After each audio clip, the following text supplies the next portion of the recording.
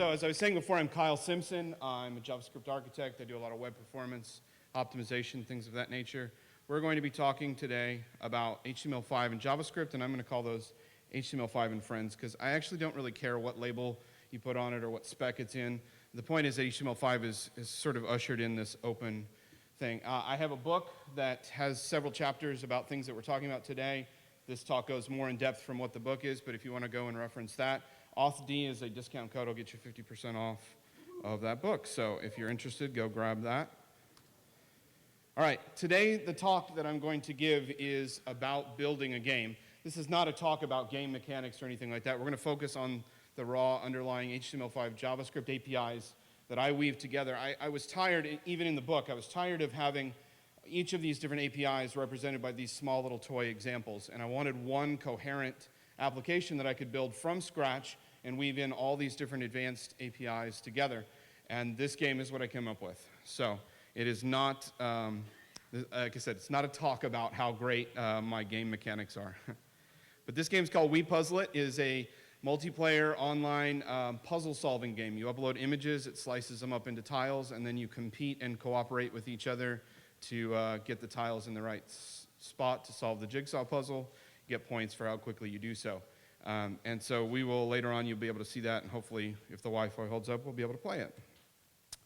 All the code that I'm talking about today is up on GitHub. Again, all you need is the orange part. But if you just go to GitHub and search for Getify, you'll be able to find the We Puzzle It game. All right, so the first part of this talk, we're going to talk about some of the lower level, simpler APIs, and these are the gateway drugs that I want to get you hooked on HTML5, JavaScript, get you kind of addicted by the end of this talk. So the first things that we'll talk about: local storage, session storage, history, app cache, and canvas. All right, so local storage and session storage persist data inside of the user's web browser better than, say, cookies do, because it gives you a dedicated location, usually about 5 megabytes per website. It gives you a dedicated location to store key value pairs of data, similar to how you might do it in a NoSQL database or something like that. So you can see here, we have very simple API, and it's the same for both session storage and for local storage. It's get item to grab it out by its key, set item to put it in by its key, remove item to delete it. It's pretty straightforward. I use this in the application to do some very simple things like persisting on the login form, which you'll see later. When you see the login form and you see a place for a name and an email, I use the local storage to remember that after the first time you've typed that in, so you don't have to keep retyping that in. And I use the session storage to preserve the connection information so that I can reestablish the socket if you refresh the page or something of that nature. So session storage, like it says, it's dealing with the session that's happening inside the browser tab. Local storage will last for much, much longer. You do want to be careful with something like local storage, because if you start storing a bunch of data there and you never clean up after yourselves and the user isn't cleaning up, you can actually pollute a lot of data into their system. Some browsers don't clean out local storage the same way that they clean out temporary internet files. So be careful with that. But as you can see, it's pretty straightforward. On line 37, I use json.stringify because I'm pushing in string values. So local storage and session storage store string values, but you can do structured by JSON serialization. Next, let's talk about the history API. How many of you have been familiar with or pissed off about those hashbang URLs, the ones like Twitter has and so forth? Okay, yeah, hashbang URLs, kind of the bane of our existence. They were invented as a hack to solve the problem that for years, and like a decade or more, we didn't have what we actually needed by way of JavaScript's ability to manage the history queue of your browser, the backward and forward queue. We didn't have what we needed, and so we invented all these ridiculous hacks to get around those problems. In particular, what we wanted is to be able to change the URL of the browser so that there was some sort of state preservation in the address bar, but we didn't want that to cause a whole new page refresh. The awesome part is that HTML5 came along and said, let's go ahead and pave that Conf path. Let's go ahead and give them that functionality they've been needing, and let's do so in a structured way. So we have a set of extensions to our existing history capability. There is a wrapper called history.js. I highly recommend using polyfills and other things like that when you can. History.js is awesome because it does fall back to the old behavior in older browsers for you, so you don't have to think about it. But you can see on line 38, I'm using I'm binding, I'm listening for the state change. That tells me when the user clicks the backward and forward button. When they do that, I get a state change, and that allows me to respond and load up the contents of the page in my single page app the way I would want to. And then you can see here, replace state and push state. That's how we manage that queue. So replace state does what it sounds, takes the existing entry in the address bar, the existing entry in the address bar as well as in the backward forward queue. It takes that existing entry and overwrites it. So I use this in the login page, for instance. The login page of the app, once you have logged in, there's no reason for that login page to be in your backward forward cache, because you're never going to want to go back to that login page just to be redirected. So after you're done with the login page, the next page you go to, I go ahead and replace that with the new page that you've gone to, thereby removing login from the queue. Push state, on the other hand, pushes it in, creates a new entry, and that creates a navigable. And as you see, if you play around the game later, you'll see how it's a single page app, but it does actually manage the address bar with index.html and other types of, exactly like you would expect, but it's not making full page requests. The reason I do that is because there's a socket connection for this game, and I don't want to reestablish that socket unnecessarily every page load. So we use a single page application concept, and we use History API to manage it a lot better. Next, we'll talk about app cache. I'm not a huge fan of app cache, and there's actually a talk that was just recently given. You should definitely go look up App Cache Douchebag. It's an awesome talk. Go and Google that. Basically, app cache has a lot of problems. It has a lot of promise, and it has a lot of problems. And I do not use this. You can see in my little to-do note, I do not use this yet in the application because I'm still under development. I would highly suggest that you not use app cache until your application is basically done, because it's a real pain in the butt to deal with clearing out that app cache or always updating a file. I'm not going to spend a whole lot of time talking about all the problems of app cache, but I will talk about the JavaScript API that it gives us that helps smooth out some of those problems. So the main concern that we have is that when an application is app cached, it's really persistently cached, and even if you update the files, a user doesn't necessarily get notified, and even on a refresh, they don't get those files. And even if you take the extra step of updating your manifest file, which is what you have to do to notify the browser, now it takes 2 page refreshes before the user actually gets those files. So like I said, it's really, really persistent caching for the offline use cases and so forth. So the JavaScript API helps us deal with that a little bit.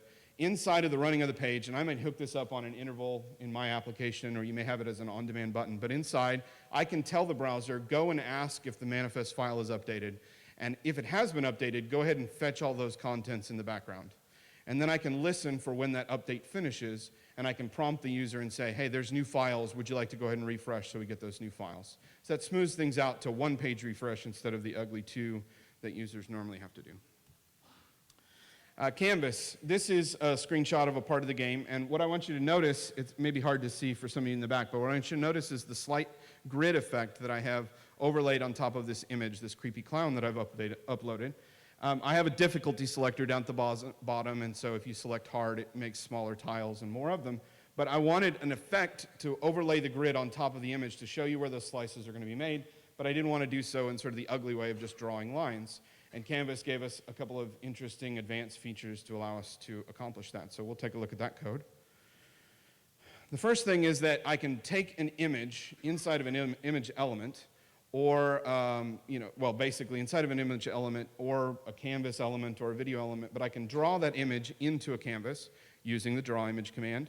And it has a variety of different ways that the parameters can be used. But if you take a look at the specification for it, you can see it's pretty straightforward what these parameters are. The original XY width and height, and then the new XY width and height. That's what that boils down to. But we draw from an image element into the canvas, and then I get the image data back out of the canvas as a data URL. What's awesome about this is I've used the canvas's power of its resampling and resizing and cropping off of my image so that I have it in a whatever image you've uploaded, I've got a predictable image ratio, if you will, and now I've got it right back inside of an image tag as a data URL without any transfer over to the server and asking it to do it with PHP or anything like that. It's happened right inside the browser with 2 commands, draw image and toData URL. And I find in the work that I do with Canvas, I do this a lot. I trade back and forth between images and canvases back and forth, and it's incredibly fast, very efficient, and these two functions make it very easy to do.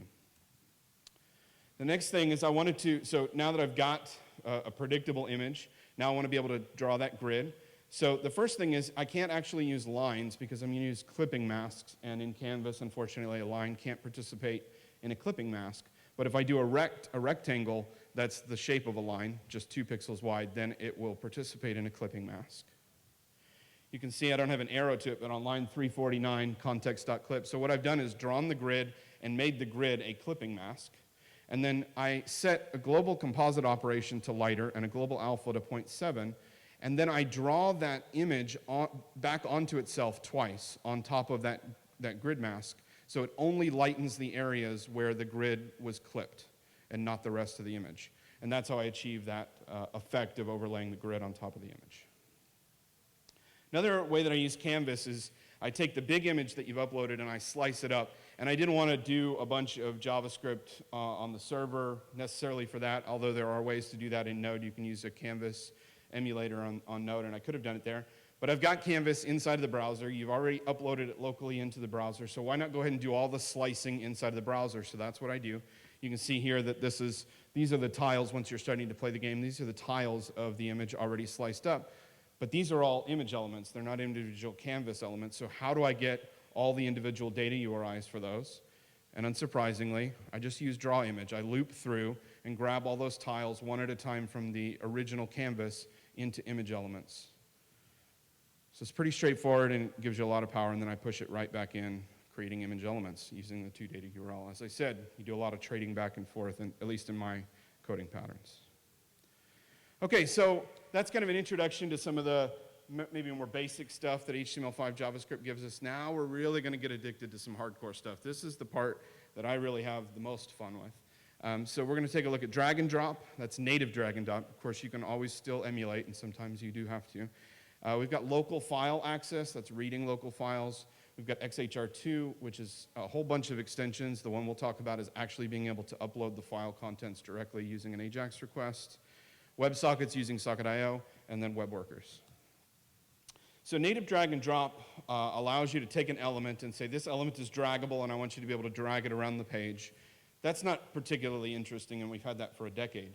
What's really interesting, and we haven't had for a long time, we haven't had until just recently, is the ability to drag an image off of your desktop directly into a web application, and that's what I'm showing here. I've got an element on the page that I basically make a drop zone. I say it's okay in this drop zone for you to drop elements, and then I can drag it directly off of the browser, off of the desktop onto my browser and drop it there. You can see, and when you play around this, you'll see that I can actually, that thing only turns green when you are dropping an image file, and so I'm able to tell what kind of file it is you're about to drop and only allow image files and things like that. You can even check the image size to make sure it's not too big. Other things like that. So you can get a whole lot of functionality that would have been basically impossible in web apps. You would have had to use Java applets or other things like that. This is built into the browser, and it's only a few lines of code. So we'll just briefly look at that. So here I've got file drop zone, line 884. File drop zone, I listen for some events. I'm using jQuery just because it's helpful to not have to deal with all the cross-browser crap. Although when you're dealing with HTML5 browsers, there isn't a lot of that. But it's helpful to smooth out some of the event handling and AJAX and other things. But by no means is this jQuery only. But I'm listening for a couple events. Drag over and drag enter. That's the drop zone that it can respond to when I drag over it. I then ask, is this a file of the type that I want to accept? And I go ahead and change it to be a green box with a dotted line around it. Drag leave when it leaves. Unsurprisingly, we go ahead and take the green off. And then drop is the important one. We want to listen for that event. And when you drop a file element onto the drop zone, you're going to get a file reference, just like if you'd done a normal file upload, an input type selector, type equals file, and picked a file there, you're going to get that same file reference of what you've dropped in. So the way I tell it that it's okay the way I tell the browser that it's okay for you to drop some elements is we set the data transfer drop effect, and there's several values. Copy is probably the most common one that you'll use. Or you set it to none when it's not okay. So here I'm saying, is it a file drag event? If you're dragging something that's not a file, I don't want to respond to it. I don't even want to have to special case the code, so I just don't let you drop it unless it's actually a file. And then we have here, when you drop file accept in my code, when drop file accept is called, you see I have original event data transfer.files there on line 770. That's an array of all the files that I was dragging from my desktop into the browser application. I'm going to pass those along to a function, and we'll see here in a moment what we do with the references to that file. But you can see that it was actually just a couple of lines of code to make this native drag and drop enabled. There literally was no other magic involved at all. So now let's talk about what do we do when we want to get access to files. You may grab a file through a standard input box, or you may grab a file that somebody has drag and dropped. But in either case, you're going to get a file reference. Now, what do we want to do with it? We want to read the contents of that file. This was impossible until recently. We now have the ability first to look at the file reference and get other information that we couldn't get before. In this case, I'm looking at its MIME type, so I can make sure that it's an image that I want to accept. If you're dropping in an image that couldn't be embeddable in a web browser, that's not helpful, so I limit it to PNG, GIF, and JPEG. Also, I can look at its file size and make sure you're not trying to upload some, 12,000 megabyte, super HDR photo to me and crash my server. And here's the important part, File Reader. This is a new API that's in several browsers. It's not in Safari 5.1. I hear that it's coming in newer versions of Safari, but it's in Chrome and Firefox. This allows you to instantiate a reader object and read the image and read that file and get the data URL from it. Why do we want the data URL? Obviously, because we'll stick it directly into an image element, and then we'll start messing with it with Canvas. So I have this file reader. I have the onload listener that, because obviously it's an asynchronous event, I listen for the onload, and then I go ahead and call the preview. Now, what's interesting about this code is that, you'll see here in just a moment, I don't have to change anything about this code. When I call preview, I'm calling it if I've gotten it from a drag and drop, or if I've gotten it from an input file selector. It's the same type of file reference. I can get all the same properties and read it in exactly the same way. Local files in XHR2, if the user does not have a file reader, if they're in a browser that has a lot of these capabilities, but say they're in Safari 5.1 or some of the Safari mobiles that don't have a file reader, you want to provide some sort of workaround for them. And the workaround is that you can send that file using AJAX and then get the image back. So in this case, the only important line that's different from anything you've ever seen before is that when I send the file there on line 547, it's actually sending the file's binary data up to a server, and I have nothing more interesting than a PHP file that simply takes binary data and spits back out a data URL.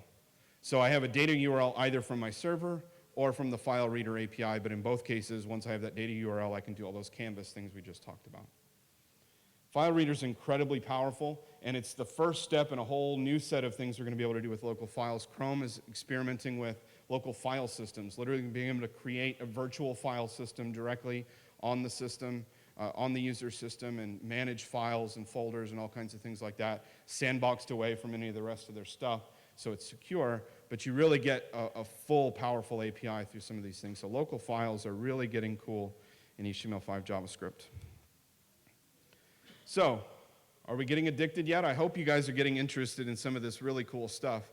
And what I also hope you're seeing is that it's not that hard to weave these things together into a single application. It doesn't have to be some of the stupid toy examples we see out on the web. There's a plausible story for putting all these things into a powerful web application. Not that my game is powerful, but there's a way to do this kind of stuff. So let's talk about WebSockets. WebSockets are what I'm using to keep the browser constantly communicating with the server. It's a two-way communication street instead of having to do long polling or other things like that. Now, I use Socket.io. There's a number of other WebSocket emulation libraries out there. Socket.io is my favorite. It has a whole bunch of fallback things, for older browsers, even IE and Flash and all kinds of crazy stuff. So it basically can give you the same API, and you can have that sort of emulated layer in the older browsers and direct WebSocket connections in the newer browsers, but keep your web application constantly connected.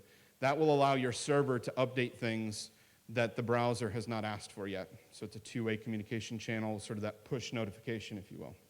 So I'm using it here just to, once I've logged in, I've established a connection between them, and each time you refresh a page, I just reestablish that same connection, again, using the session storage stored session ID. So let's take a look at what the API for Socket.io looks like using here. The first thing is I make a very simple connection. I'm connecting to my server, and I'm using a namespace that I call site. I actually have two connections of WebSockets that I make in this app, and I'll explain that in a little bit why. But the first one is site, and the other one is called WW, which I'll explain in just a sec. But it's very easy to use this namespacing right on the end of the URL, and Socket.io will keep all that communication separate in those namespaces. We listen for events using socket.on. In this case, socket.on, I'm listening for the disconnect event. So if I'm somehow disconnected from the server, I want to make sure I listen for that. And then we send events using emit. So socket.on to listen for events, socket.emit to send events. This is a two-way back and forth. The really cool part, we'll see in just a slide or two, the really cool part is that's almost exactly the same code you write on the server, because the API is the same if you're using it, of course, inside of something like Node.js. Socket.io also has Python bindings and PHP and some other Java, I think, and some other things like that. But path of least resistance for me, obviously, was JavaScript in both places using Node.js. Here's what it looks like on the server. Unsurprisingly, socket.emit when I want to send. We do have some additional functionalities. I can select a particular namespace using the .of. And then .in is actually selecting a channel within inside of that namespace. So in this case, I want to restrict the communication that's going out for an individual game only to the people that are actually playing that game, as opposed to people playing another game. So I can really get fine-grained in terms of how much data is going out and not sending out too much data, not just broadcasting every message to every single connected user. And finally, we'll talk a bit about web workers. How many of you guys know what web workers are? Let me see how much I need to explain. Okay. A fair amount of you don't know what web workers are, so we'll just dive in. I don't want to just show you code and not explain what that means. Web workers are a new thing that's come in some of the latest generations of browsers. We are even starting to see it a little bit on mobile. Basically, it's a way to solve a problem that JavaScript has. Well, some people call it a problem. JavaScript is single-threaded. What that means is that when the browser is going to update the page, say you've moved an element or you've changed some CSS or you've added some text or something, when it's going to update and repaint the page, it's using the same thread of your processor on your machine as the JavaScript execution, which in some cases is not a problem, but in some cases, if you're doing an animation and you're doing some heavy computation or you're receiving an event from a server, for instance, you can cause that stuttering. Another reason why you see stuttering is the garbage collection that happens. So you stuff all of your code execution, your CSS updating, your markup parsing, all of that stuff. It all happens on one thread on the user's machine. And in some cases, you can end up competing for things, and you start to see that stuttering that happens with animations and so forth. So a solution to this is to instantiate some JavaScript to run in an entirely different thread. And prior to web workers, we had no concept of how to do that, because JavaScript as a language has no concept of threads built into it. And so we needed something, sort of an additional help, and web workers are that answer. The browsers allow us to point at another file, another JavaScript file on the server, and say, I want you to load up that code, I want you to run that in a separate thread, and that way, if it's running sort of in that thread, and the browser's doing some updates over here, this thing could be long running and blocking and all that, and the browser is still very smooth, and you can scroll around. You get none of that jumpiness. So if you're doing a whole bunch of communications, say for instance in a game, where I've got a whole bunch of data coming back and forth over Socket.io, and I also want when the user's moving a piece around, I want for that to be as smooth and graceful as possible. One solution to that is to put those in separate threads. Web worker for the Socket game communication, and then the main browser thread for making things smooth while I'm dragging pieces around. So web workers allow you to instantiate an asynchronous set of running JavaScript code sort of in its own sandbox, and then communicate with it. And the cool part is you communicate with it very much like you communicate with WebSockets. It's just a remote piece of code that's running. It happens to be on the same machine and not on a server across the internet, but you're still posting a message to it and listening for messages back, and the worker can do the same. The worker does not have access to the DOM or any of those other things. It's really in its own sandbox, but it can send data back and forth, and you can communicate that way. So we'll take a look at what that code looks like. Here we instantiate a new worker. I give it a file, www.js. And let me go back. You listen for messages using gameworker.onMessage. And you parse out those messages in the same way that you would parse out messages from Socket.io, for instance. And you send messages using postMessage. So this is what's happening inside of my main page. I've got my main page going, and I'm saying, I want you to start up a web worker for me and run that code over there in that web worker. I want to listen for when he wants to tell me things, and I want to send him stuff. Namely, I want to send him a go ahead and get started message. So that's what this line 399 does, says go ahead and send him a start message. It tells him what the game ID is and that he can get started and make his communication. Inside of the web worker, inside of www.js, we've got a couple things that are new to us. The first is that we're able to synchronously import other scripts, so it doesn't have to all be in one file. In this case, I'm importing the Socket.io client library. It can run inside of a web worker. That allows me to establish a whole different thread of WebSocket communication that's unblocked from the main browser's thread. Down there at the bottom on line 23, we're posting messages. That's posting messages back to the main page. And we're listening for messages using OnMessage. It's pretty straightforward and simple. Now, again, there are polyfills and wrappers that make these APIs even nicer, but I actually wanted to show you the underlying API to show you it's not that complicated, actually. It's very simple to listen, send, and receive messages back and forth, and your code looks the same, so you don't do a lot of mental context switching. Code looks the same in both those cases, very similar to when you're writing WebSocket code. Last piece of code I'll show is, in my particular game, I wanted to have a fallback for some of the browsers which may have advanced HTML5 functionality and capable of playing the game, but they don't yet have web workers. This would be some of your, a couple of generation old mobile devices that have a lot of things like Canvas and stuff, but they don't yet have web workers. So this is a shim for not having that worker API. It does not actually create asynchronous multi-threaded JavaScript, but it simulates it using the same API. So my code doesn't have to worry about it. And in those cases, those browsers would still work the same, but maybe have slightly less performance in those few cases where there are conflicts. But the API is the same. So I create a worker API that you can instantiate, and I have postMessage and onMessage, as you would expect. Yeah, so the question is, do I have an overview of the things that are upcoming in HTML5? Yes. So I'm actually, I just started up a book project called Beyond HTML5, where we're going to write about things, some of that cool stuff. A number of things that are coming up that are on the horizon. We talked about the virtual file system that you can read and write files. There's web intents, a very cool thing. If you're familiar with Android, you know about intents. But web intents allows your web application to register with the browser and say, anytime somebody wants to do XYZ action, give them the option to invoke my web application even if they don't have me loaded yet. So say you're a photo editing service. You've got a person that logs into their site, and it prompts them and says, hey, this photo application would like to register a web intent that it can handle any kind of photo editing that a user may run across, when they find a photo on Flickr or something like that. So then they say, yes, that's okay, and then they're on Flickr and they click something, to do something with an image. The browser pops up and says, hey, would you like to invoke that photo editing application that you authorized? So web intents are a very cool way for web applications to kind of interact with each other, sort of, it's distributed mashups, if you will, allowing each person's web application to handle different things. Shadow DOM is another really cool thing that's coming along. It's just been kind of proposed and it's working its way through. The browser has had Shadow DOM for a long time, and what that means is when I have an element like input type equals file, there's actually more elements there underneath that the browser doesn't tell us about. There's a button element and some other things like that. Calendar is another example. When you do an input type equals calendar, it renders a whole bunch of DOM elements to show you that calendar pop-up widget, but you have no access to any of that Shadow DOM using normal current technologies.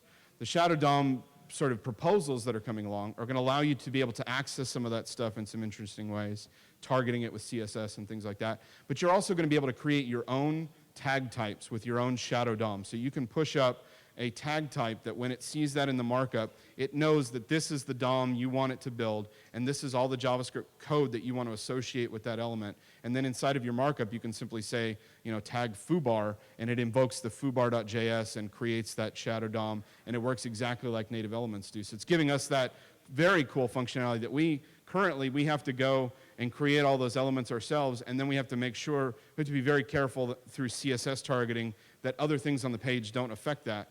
This allows us to create that sandbox with Shadow DOM. Some other things, peer-to-peer. WebRTC is an API that's coming along in a couple of the browsers right now. Chrome, know definitely has. I think Firefox is getting it as well. WebRTC is going to allow a direct connection between your browser and my browser without a federated connection to a server. So we'll be able to do peer-to-peer, video chats and things like that. Games like this, the communication between us could go directly without going through a server. So there's a bunch of really, really cool stuff that's happening.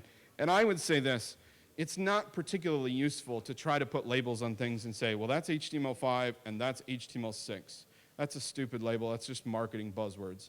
I think HTML5 signals this whole new open acceleration of every possible technology in the web platform. It's open that we all know what's happening. We can all participate in it. So I think HTML5 and Friends is the term to use going forward to talk about all these things.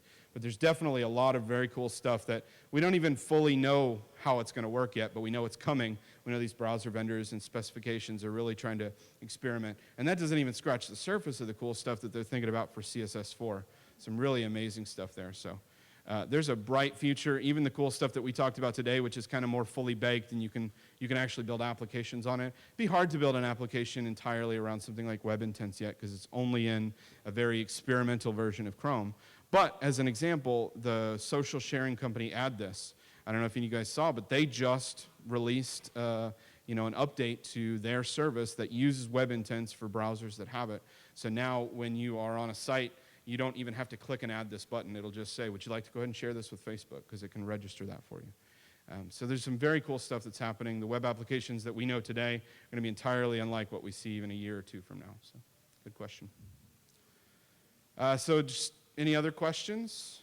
My final question to you guys, I do want you to ping me if you have any questions. Find me online or on Twitter, things like that.